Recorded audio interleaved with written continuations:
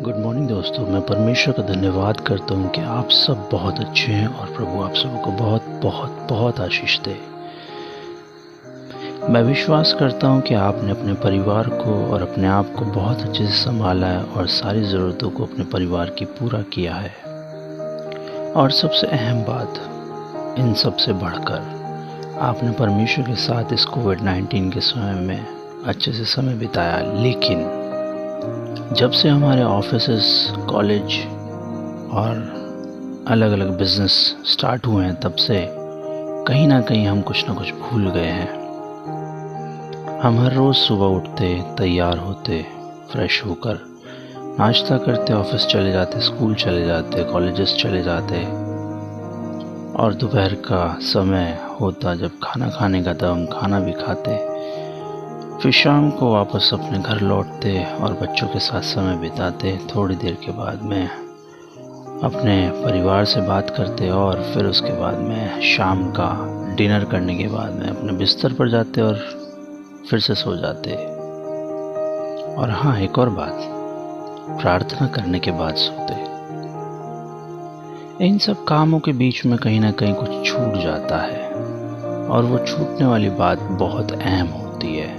आज हम उसी के विषय में बात करने जा रहे हैं। हम नाश्ता करते, दोपहर का खाना खाते और शाम को डिनर करने के बाद आराम करते।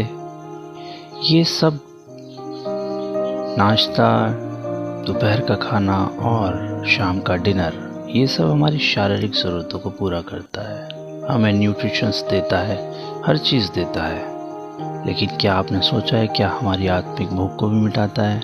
नहीं, ये हमारा सोचने में आता भी नहीं है कि ये हमारी आत्मिक भूख को मिटा सकता है। प्रियो, आप जो टाइटल देख रहे हो, रोज़ की रोटी सबके लिए, वो अहम है। सबके लिए रोज़ की रोटी है, हर एक व्यक्ति के लिए। प्रभु ने कहा, मार्ग, सत्य और जीवन मैं ही हूँ।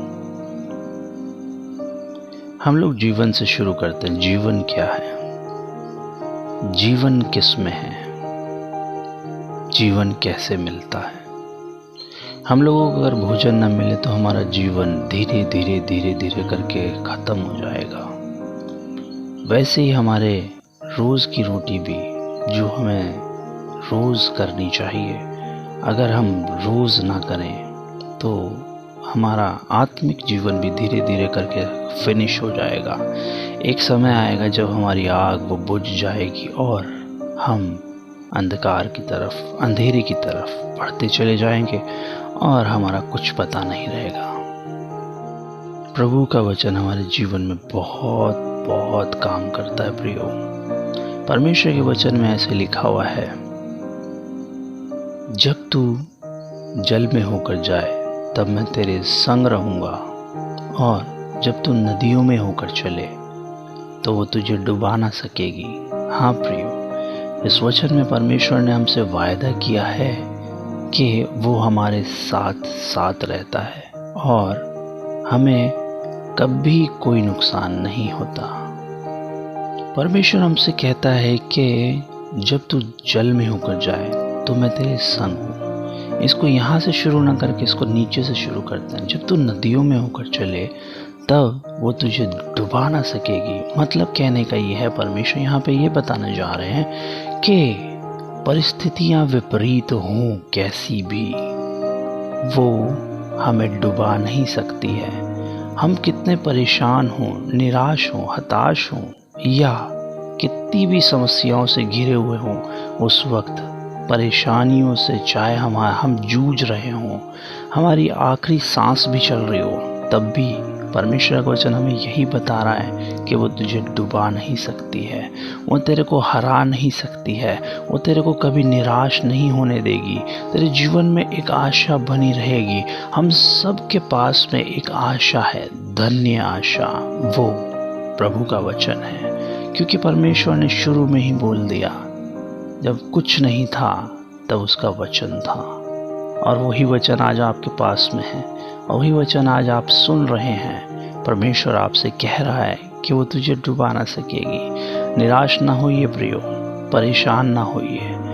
परिस्थितियाँ कितनी भी विफलता की ओर आपको लेकर जाएं। परिस्थितियाँ कितना भी आपको हराने की कोशिश करें, लेकिन उस वक्त दूसरी बात यहाँ पर ये लिखा है परमेश्वर के वचन में, उस वक्त इस बात को याद रखिएगा कि जब तू जल में होकर जाए तो वो तेरे साथ रहता है। हालेलुया। सच है, जब कितनी भी विकट परिस्थितियां हों तो प्रियो, वो आपको गोद में उठा लेगा, वो आपको अपनी बाहों में ले लेगा, और जिस जगह आपके पैरों के निशान होते हैं उस जगह पर परमेश्वर अपने पैरों के निशान को बनाएगा, ताकि आपको लगे कि मैं चल रहा हूँ, लेकिन वो आप नहीं, आप तो प्रभु के हाथों में होते हैं।